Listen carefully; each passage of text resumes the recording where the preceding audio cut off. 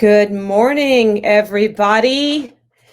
Welcome to Sunday morning and the Keeping It Real Caregiving Sunday Coffee Chat and Support. I am your host, Julia Yarbo. Good morning, and I hope that some of you are able to join. And why? Because I am terrible at actually promoting my own event. So I hope that some of you are actually out there and can pop in. And if not, this will be recorded and saved for later use. So with that, I'm going to change my screen a little bit here. And I am there. There I am. Yes. Okay. I'm going to do this though, but I'm still going to leave my little logo up. So good morning. The 12 of you, according to the icon, it says that 12 people are on the show this morning. So thank you very much for joining. Again, I'm your host, Julia Yarbo, and I'm coming to you live from Northern California. And this is Keeping It Real Caregiving Sunday Coffee Chat. This morning, we're going to do just 30 minutes because I know how busy we all are as caregivers, right? We don't have a lot of time. We're thinking about all the 50 million things that we need to do every single day to take care of our loved ones and take care of ourselves. So I'll just go ahead and dive right in. For those of you just joining, my name's Julia Yarbo. I am a career broadcast journalist. I am now also a communications consultant, but the reason that I do Keeping It Real Caregiving and have created this platform is that I spent more than 20 years as a family caregiver to my elderly mother, who has now since passed. But my mother faced challenges with Parkinson's disease, diabetes, high blood pressure, hypertension. And in the last 5 years of her life, she lived with me here in Northern California. And so I had the opportunity to understand firsthand, up close and personal, what it means to be a family caregiver. So I learned a great deal about navigating insurances, navigating medical care, navigating the emotions of my mother, and then, of course, my emotions in terms of having to do the hands-on daily taking care of my mom. So that's my background. And Jean Nicole Rice, thanks for being here. You probably understand exactly what I'm talking about. And so this morning, what we're going to talk about, and I really hope that any of you can chime in. Oh, I should also mention that I lost my mother in 2020. So coming up on almost 2 years. We lost mom in September of 2020. Luckily for her, she really wanted to reach the age of 90, and she did. So that was nice. But it's still sad that I don't have my mom with me any longer. Okay, I'm clicking around to my different slides here. So what I wanted to talk about today, and I wrote about it in a piece earlier this week on the Keeping It Real Caregiving Bulletin newsletter, if you didn't happen to see it. So I was having coffee with a friend last week. And she too is a family caregiver to her mother. And she said, sometimes mom is just really mean to me. And she said, it hurts. It hurts me because I'm doing all of this to help her, to care for her. And she's mean to me. And I thought, yeah, I think many of us who have been a family caregiver, we have experienced that. And so I don't have a doctor on my guest list today or any sort of emotional background, but that's the topic that I wanted to just throw out there and see what other experiences all of you have had. I will share with you a story from my background. My mom, I love my mom to death. I shouldn't say that word actually, and I miss her every day. But sometimes my mom could be a little sharp, right? And even growing up, she was a little sharp. And so as we evolved into the role of family caregiver, for me, taking care of mom, and then of course, mom having to let go of some of her control because she was older and she couldn't just handle everything herself. There were times when mom would say some pretty sharp, cutting things. And I had to remind myself, okay, calm, Julia. Your mom's getting older. She has a lot of health issues. I don't know how she's physically feeling because, she has a lot of medication in her system. Maybe that's impacting how she feels, and she's tired, she's cranky. I'm going to take a pause and say good morning to everybody. Michael, good morning. Thanks for joining from South Florida. We need to connect so that we can do more of this on each of our platforms. Trina Hancock, thank you for joining us as a family caregiver as well. And Natasha Griffin, also a family caregiver. Thank you all for joining this morning. And again, pipe in if you've had this experience and want to share something. I'm going to split my little screen here also so that I put the little icon up. Yeah, there we go. So I can recall times when my mom would just be kind of nasty. And then I would say to myself, I don't know what it feels like to be 87, 88, 89, and knowing that you don't feel well, that you have health issues, that you're on medication, that you have to give up some of your independence and have a family member help care for you, and so I would step back and say, you have to put yourself into your mother's shoes and realize that sometimes maybe the things she's saying and doing, it's nothing about me, meaning all of us as caregivers. It's not about us. It's about them, being frustrated, not feeling well, knowing that they're entering the third of their lives, and being afraid, quite frankly. I can't imagine what that would feel like. And again, welcoming everybody this morning. April, thank you for joining in, caring for your mom. Kudos to Jenna Marie, for all of us. Sheila, caregiver for 94-year young mother. I love that. I want to hear a little story. Be sure to pop in and share anything unique about the person that you care for as well, because I want this conversation to be somewhat positive and maybe share some stories. And so in my last newsletter, I shared with you that really when I think about it in terms of how sometimes people can be mean, this particular friend that I was talking to said that mom just made her feel like she really wasn't welcome there in her home. And it made her almost want to cry because she had given up her time. She had moved to be with her mom. She was living in a very tiny space within her mom's home. And so it's hard. And I recall back years ago, so this would have been maybe 2011, 2012, and somebody who was very close to me, his mother was a family caregiver for her elderly mother. And at that time, I didn't really have a good sense of what this whole caregiving thing was about. Like, I knew my mom was getting older, but I didn't really understand it. And so that's why I wanted to talk about all of this. And I remember, asking this friend's mother, how she manages, because she had no one else to help her care for her elderly mother, who was just referred to as grandma. I never did know this elderly woman's name.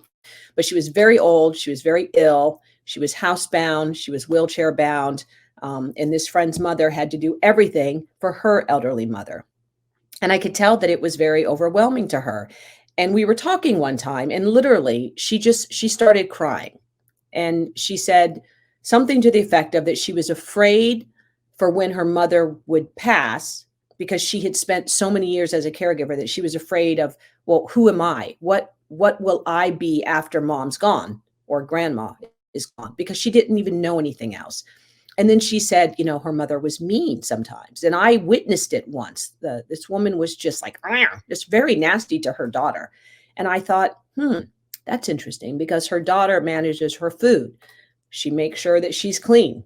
She gets her up in the morning. She combs her hair. She does everything for her. And this woman, quite frankly, was really nasty to her. And I thought, I don't know if I would have the patience for that. I'm like, you better be careful, old woman, because your daughter, she controls everything. You better be glad that she's nice. And then my friend's mother shared a story, and she said, oh, that's just grandma. She says, she's been like that her whole life. This one time she yelled at me and almost pushed me downstairs. And I thought, okay, that is like crazy, insane, being mean, right? But it kind of went to the point of, is that abuse, or is that just somebody being nasty? And as caregivers, where do we draw the line of somebody not respecting our feelings, not respecting who we are as individuals? And I'm not saying that anybody who is in our charge has to, kowtow to us and be, oh, so thankful that you're caring for me. It doesn't have to be that. But, I'm just curious, those of you who are on the call this morning, or on our show, I should say, and welcome Connie and Angela. Love to work on weeks and not every weekend. I've been in this field for 10 plus years. So Angela, thank you for taking a few minutes out of your morning. And Mark, good to see you here. I know you're doing wonderful things for your mom. So kudos to you. So jump in the chat and share with me how some of you have handled if the person you're caring for has been mean to you. I would love to hear some of what has happened, how you navigated through that. I know for me, other friends would say, man, Julia, you have the patience of a saint. And I didn't always. I can tell you some of those things stung. I remember them years later. I think, I tried to meet my mom where she was. And I think that's something that I really want to remind all of you who are in those moments where you're just pulling out your hair thinking, what am I going to do? How do I get through this? Mom or dad or aunt or uncle or whoever is not being nice to me. What do I do? And so jump in the chat. I want to hear from you guys and see how you have handled anything and maybe some advice for others who are going through it. I will share with you a story that I recall from many years ago. And Jenna Marie, thanks for jumping in there. I'll actually pop up your comment first, and then I'll share my story. So Jenna Marie says, for me, I was hurt, but remembered it was her disease and not that she is a mean person.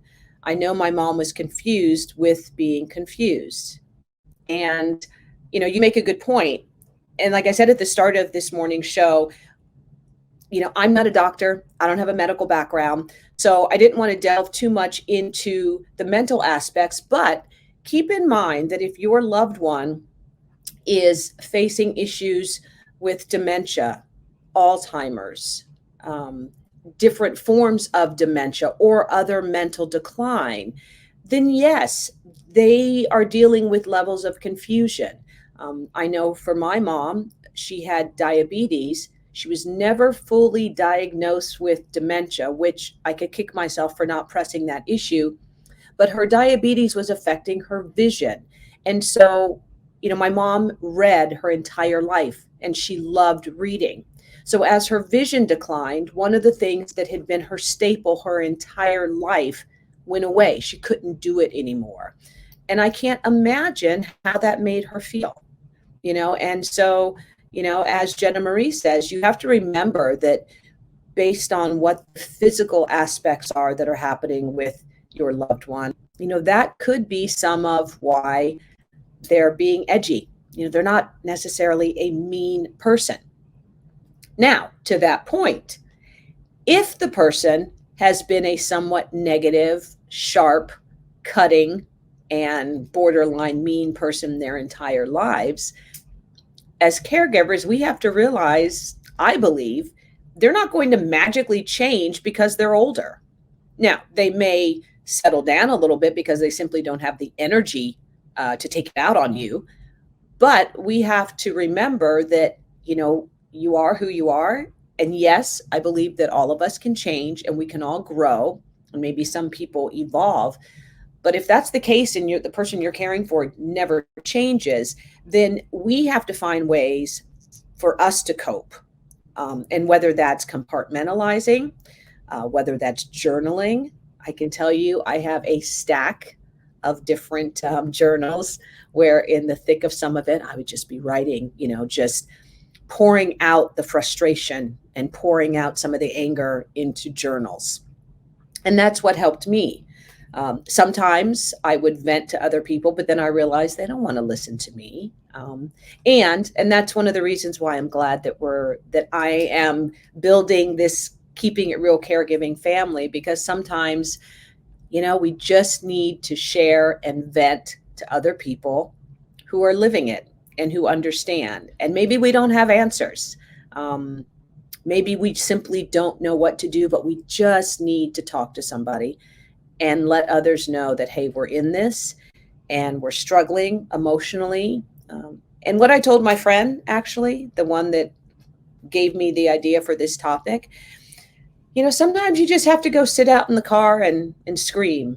And if you feel like crying, my rule of thumb is when you feel like crying, cry, right? Because you may not have answers, and none of us may have the answers. Another item that I wanted to share with you, another good friend of mine who, ironically, I met online through a different platform, who has also been a caregiver for many years to his family members. And we finally met in person 2 years ago, which was wonderful. And he is a male family caregiver.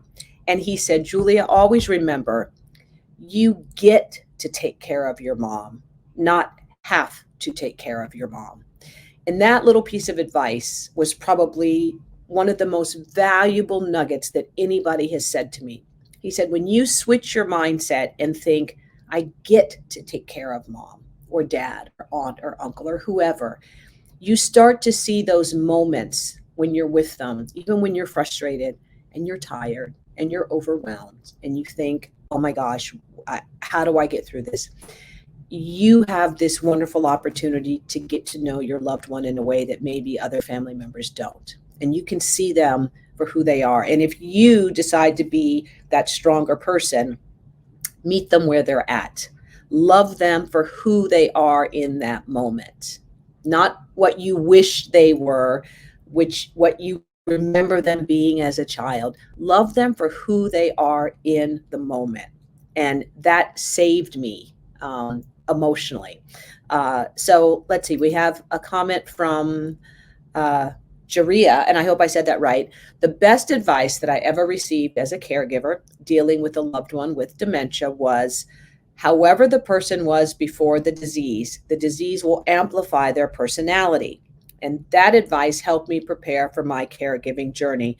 Jaria, that is so powerful and so helpful, because I think anybody out there, again, if you think your person is magically going to change, who they were into who they are now, this comment, this is truth. This is truth.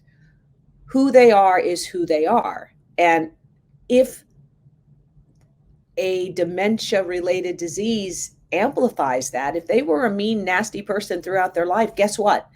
That may be something you now have to cope with. And just remember that. And also remember that you're not in this alone. For any dementia related items, I would urge all of you, and I'll put it in the chat right now. I'll actually, if you have not yet,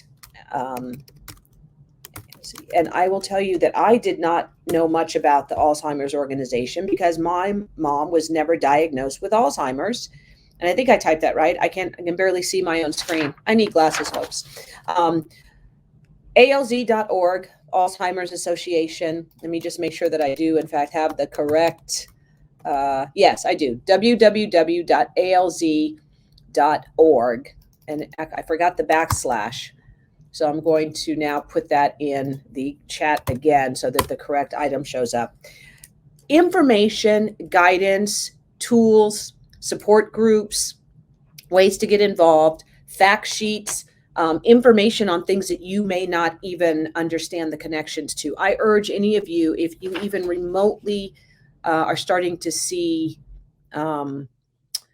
personality changes, check with your doctor and visit ALZ so that you understand some of what you should be looking for. We have another comment from Jenny Marie. There we go. I'm telling you, folks, I need my readers, right? I can't see.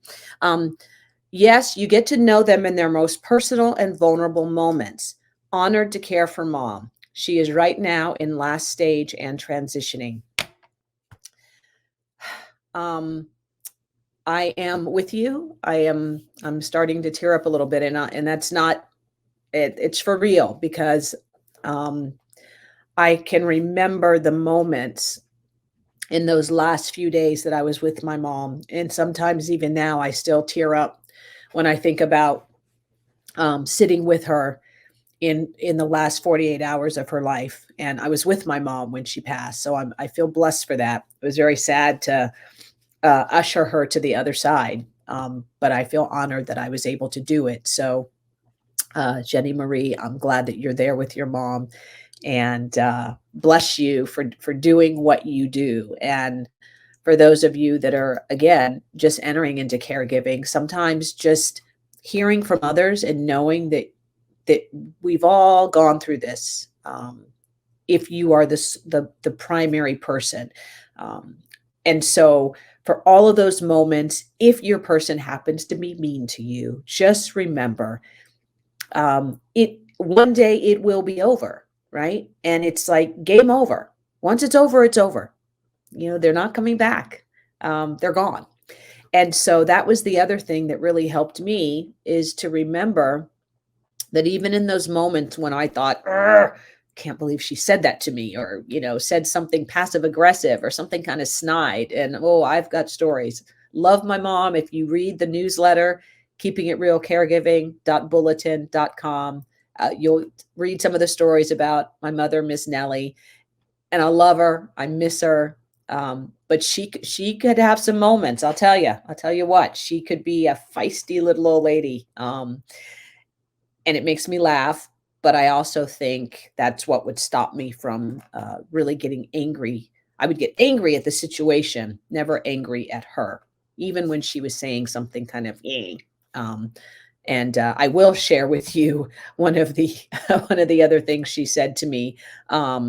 This was years ago, also in South Florida, and many, many years ago. And at the time, the person that I was dating had to take a trip to the Caribbean for a special work project. And there happened to be a big storm coming in that was maybe forming to be a hurricane. So I was kind of worried that they were going to be flying on a small private plane. And I said that to my mom, and she said, well, I could care less if his plane goes down. You won't be on it. And she said it just like that. You had to know my mom. And I just, to this day, I remember that. And I thought, oh my God, how mean is that? I'm like, Mom, do you think about how that would make me feel if something bad happened? But that's just who she was. So, right, that could have been an indication that as she got older and now she's on medication, and she's tired and she doesn't feel well, all these things are going to play a role. So just think about where your person is now and love them the most you can. And I want to pop up another comment. And Jenny Marie says, they want me to say it's okay to leave, but it's so hard to say those words. It is. It is. And again, I'm so glad that you're here in this session this morning, because sometimes to say this sort of comment to people who aren't in it, they think, oh, how could you even remotely think of saying that? I said those words, and I did. It was, my mom had physically declined. Mentally, she was still okay, but her little body had just given up on her, right? And so it had become to the place where every day was a struggle just to live, to eat. She needed full two-person assist to do everything, right? And at that point, she knew it was time, and I knew it was time. And I remember saying to her, I said, Mom, don't worry about anything. Our other family members, I'll look out for them. I'll keep an eye on them. Don't worry about them. Don't worry about me. I'm going to be fine.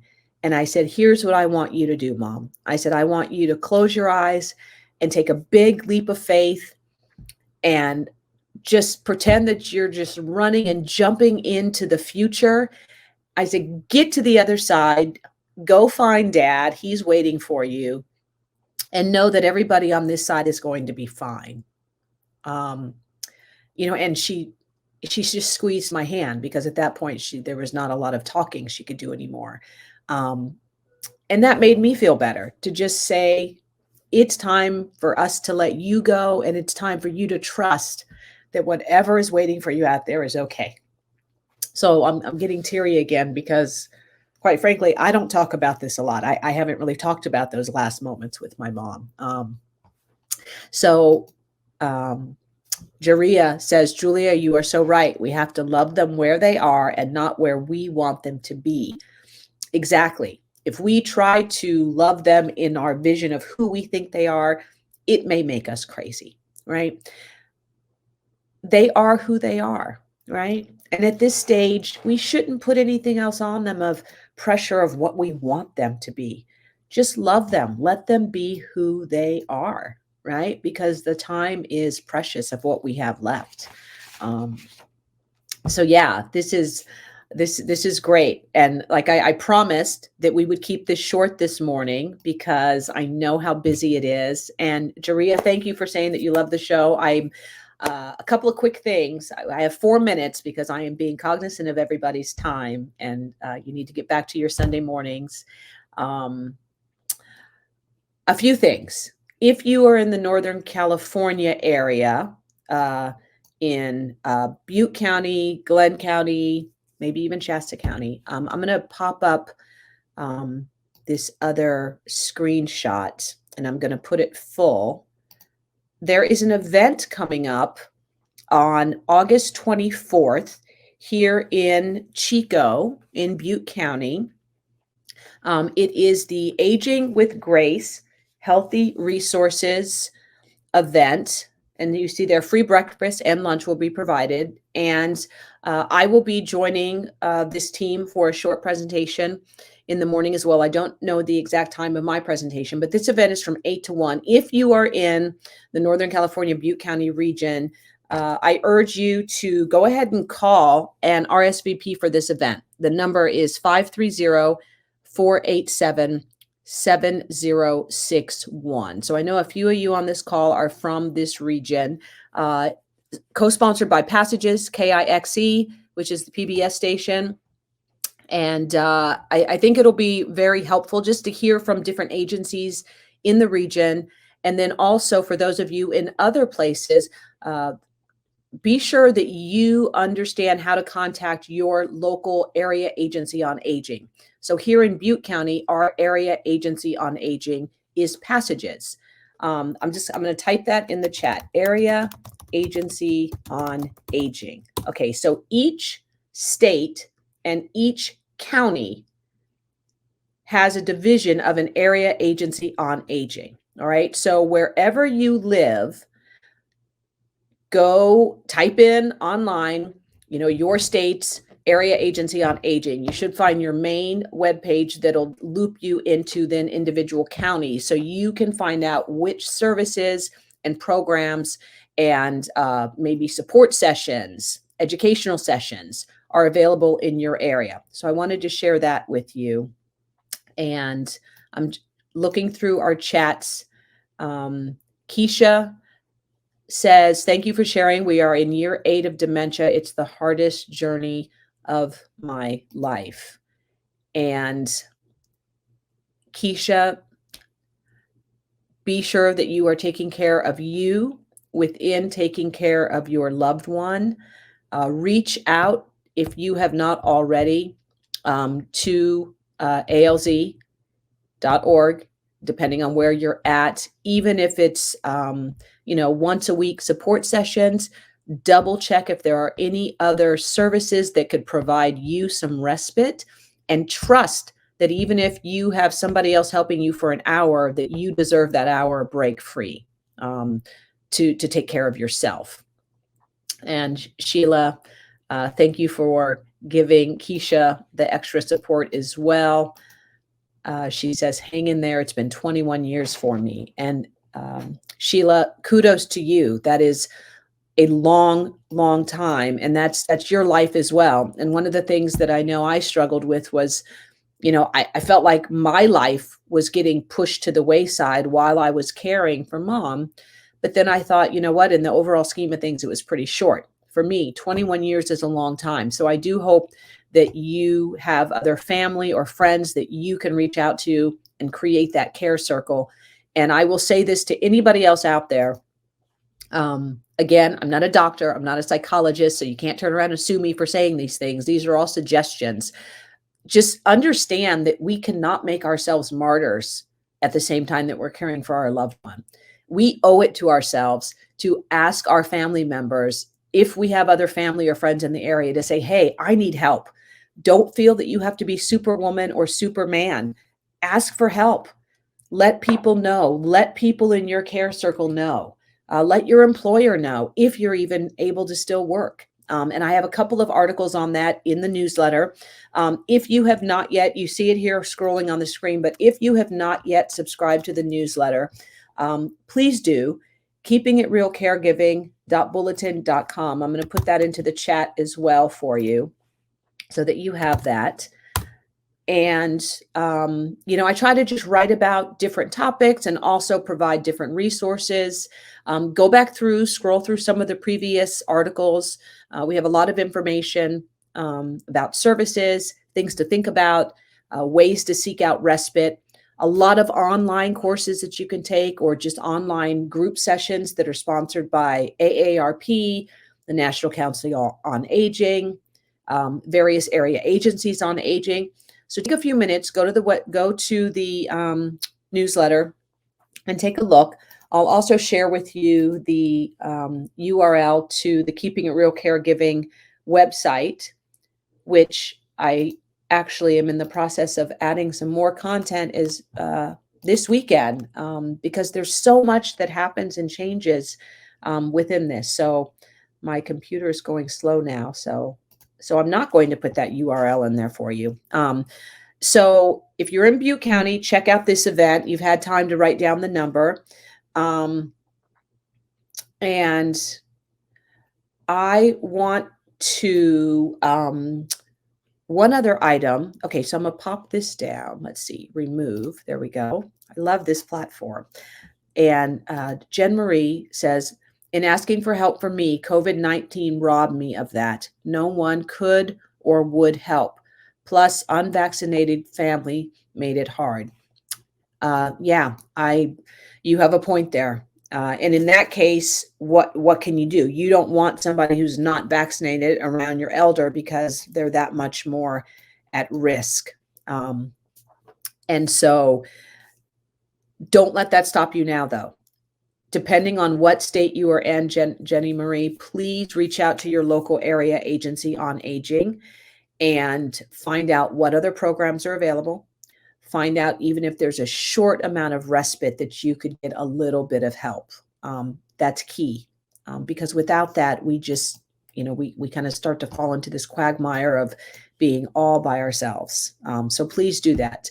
And then one final thing, I'm 3 minutes over, so I promise we're going to wrap up. In the newsletter, I talk a lot about how California has the master plan for aging.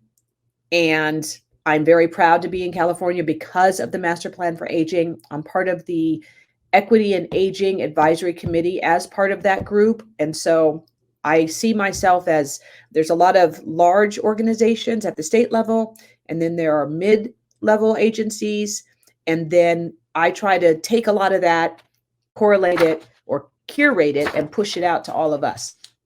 So I did miss this recently in the news. I like to say, in case you missed it. Well, Maine, the state of Maine, the governor has created a cabinet on aging to prepare for changes in demographics. So kudos to Portland, Maine. This is a little bit of news wire copy, so I'm going to go into my news mode. I'm just going to read you a little bit of this. The governor of the oldest state in the nation created a cabinet on aging with a hope of preparing for demographic changes that will impact healthcare and the workforce. Maine has the nation's oldest median age, which I did not know that. Democratic Governor Janet Mills said that means tens of thousands of residents will retire in the coming years in that state. The cabinet will meet at least 4 times every year beginning next month. Services will include the commissioners of several state departments, including the Maine Department of Health and Human Services. And so kudos to the state of Maine, because increasingly we are seeing that our population is aging. We are becoming older. We are becoming grayer. And if we do not tackle these issues, the type of topics that we're talking about here will continue to overwhelm us. And so let me take this one last comment and then I'll wrap up and let all of you get back to your morning. Keisha says family members don't want to be bothered. The person caring for the loved one is the one doing all the caregiving. I was never sick before this season. I was diagnosed with fibromyalgia in March 2021, but I keep caring for mom and I work full time overnight. I will stay tuned and check out the website. Keisha, please direct message me. Tell me what state you're in, or just pop what state you're in right now, and then I'll be able to pull up your. I can pull up your information in the feed later. And kudos to you for not giving up and caring for your loved one. The other thing too, if family members just refuse, let them go, right? Because then you do not have the time and energy to be angry at them. You need your energy for you and the person you're caring for. I always say to people, ask again, demand. And if nobody wants to be bothered, then in that case, you say, okay, you know what? I have to tackle this. But also keep in mind, maybe they don't want to do the hands-on care. Perhaps they could help you with something of saying, hey, can you send $50 a month so that I can maybe hire respite?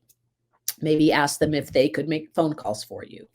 Maybe they would be willing to go grocery shopping for you. Think outside the box. Think of how you can make that care circle. And again, then if they still say we want nothing to do with it, make peace with it and create your own care circle. And our last comment, so glad you're representing California. I'm in Southern California if you need anything. Wonderful. Depending on where you're at in Southern California, I want you to know that the USC Family Care Center offers amazing programming. Much of it is free. Much of it is online. I try to share a lot of that in the newsletter. So everybody, please check that out. All right, we're 7 minutes over. So we're going to wrap this up. Thank you for joining. I appreciate it that all of you are scattered around the country, and feedback is welcome. If there are topics that you would like to hear about or have me dig out interviews or look up information, please drop those comments into the newsletter discussion box. Drop those comments into my Facebook feed. I'm a one-person show right now with Keeping It Real Caregiving. And I have a full-time job as a communications consultant. Just returned from Vegas for a week convention and then got home yesterday and online doing this today. So it's a lot, but I believe that it's important. And so I want to hear from all of you. If I can help, give me feedback. Tell me what works. Tell me what doesn't work. Tell me what you'd like to see more of or not anything at all. It would be great. And if you have personal stories that you would like to share, we do that as well. I'm always looking for guest essayists to share within the newsletter. And I will wrap this up by saying, and this is key, please let me hear from you as to what you might want to hear from media outlets. Why? A good friend of mine who is very high up the food chain at one of the main networks reads the Keeping It Real Caregiving.bulletin.com newsletter. I saw him this week at the conference and he said, I really like what you're doing with Keeping It Real Caregiving and it teaches me a lot. I forward it to my sisters all the time and we are learning the things we need to know about how we take care of our grandmother and what we need to be ready for. That made my heart sing. But it also that there are those who are reading, and I don't know they're reading, and I'm not hearing from them, but let me hear from all of you as to what information and stories and focus would be helpful for you for us to have more mainstream media focusing on these issues. I'm a journalist, and I got to tell you, sometimes I have to dig to find a lot of this information to then share with everybody else. So let me hear what would be helpful for you. And I want to make sure to pass it on to that person. He is very high up on the food chain and he has a wonderful heart and he's amazing. And Keisha, you're in Memphis. I have clients in Memphis.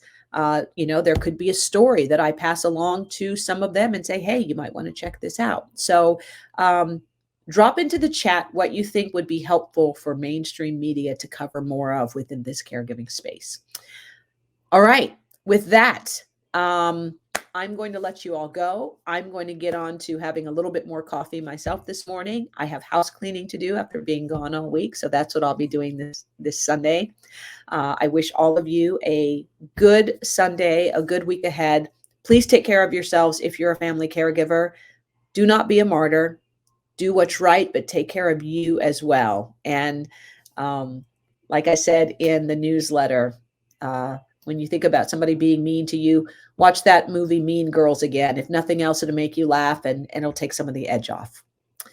All right, everybody, that is going to wrap it up for this edition of Sunday Coffee Chat, the Keeping It Real Caregiving. If you have not yet done so, please subscribe to the newsletter, keepingitrealcaregiving.bulletin.com.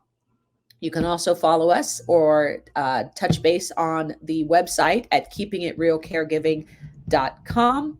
You can follow me on Facebook and on LinkedIn and on Twitter. But yeah, that's it. All right, everybody, have a great day. Thank you so much for being part of this, and take care of yourselves. Have a great day. Bye-bye.